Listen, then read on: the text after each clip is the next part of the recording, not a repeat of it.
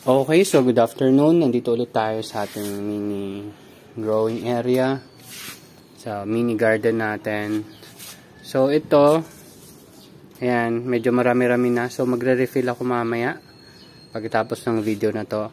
And also ito, itong mga to yung parang flowers na to, may mga buto siya sa loob. Nakita ko na kanina. So pwede natin i-harvest yung mga natuyo. Ayan, yung mga natuyo. Tapos, malabo yung mga natuyo na yan, harvest natin. At ipapa-germinate natin. Lemon basil yan. Tapos mapapansin nyo rin yung dahon niya, medyo naninilaw na. Parang unti-unti na siyang namamatay.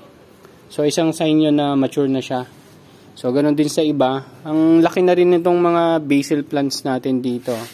So, sobrang taas na nila. Medyo na huhulog na sila. Ayan. Yan, nahulog na sila. Sobrang taas na eh. So, magre-refill lang tayo dito. Mukhang okay naman. Sa ngayon, ang inaaral ko is yung paano magiging hindi mapait ito. Kasi maraming factors pala na nakaka-apekto sa pagpait ng lettuce. Isang paraan na ginawa ko, ina-harvest ko siya ng madaling araw pa lang. Para medyo nabawasan yung stress niya. Kasi, siyempre, pag mainit daw, at mainit naman talaga dito sa Metro Manila, sa Caloocan. Kaya ni-stress sila. So yung time na naggabi hanggang madaling araw, medyo nakaka-recover sila doon. At medyo nawawala yung pait nila.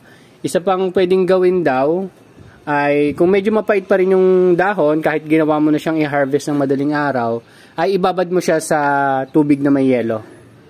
Yan, yun yung sabi. So yun yung isang gagawin ko. Titingnan ko kung it would work for me. Sana gumana. Ayan. So ito pa yung ibang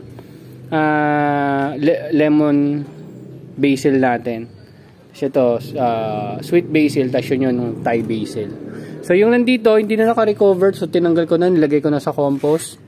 So ito naman yung iba natin na pwede natin gawing gulay. Gulay naman talaga yan eh. Yung Japanese mustasa natin, stir fry pwede rin. So ngayon hindi ko pala to na ililipat, kaya pasensya na. Pero subukan nating ilipat. Pero parang na mukbang na siya, at saka marami-rami na siyang parang ito mga sapot. Sa palagay ko mga gagamba to. Hindi ko lang sure kung makakasira siya ng halaman natin. Pero ito naman yung isa nating talong na marami-rami na rin nabawas. Ayan, ang dami na nabawas. At ito, i-refill ko to kasi yung isa doon mukhang hindi na naka-recover.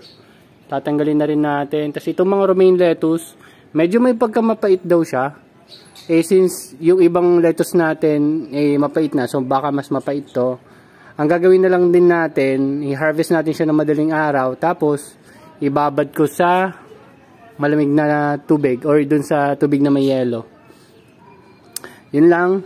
Tapos dito naman, all goods naman.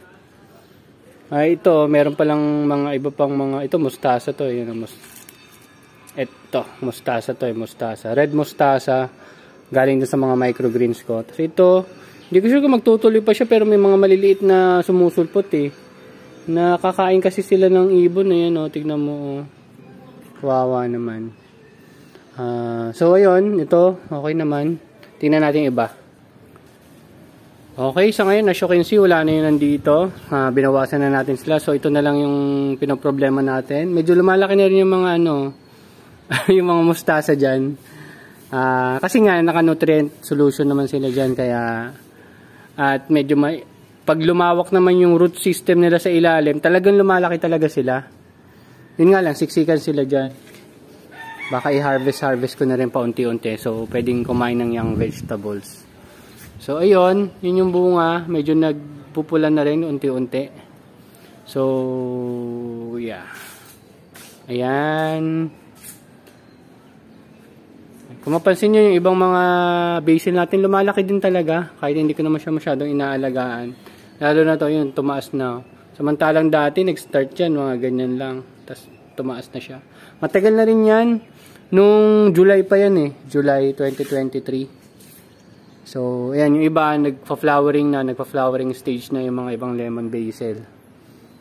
Tapos, ito, Yan, mga dill. Tapos ito, yun o. Ito ang haba na kasi, yan o. Tumutumad sila kasi sobrang haba na sila. So, possible gumawa ulit tayo ng panibagong mga cuttings. At kung may cuttings, may mga bagong excess leaves na naman akong pwedeng gawing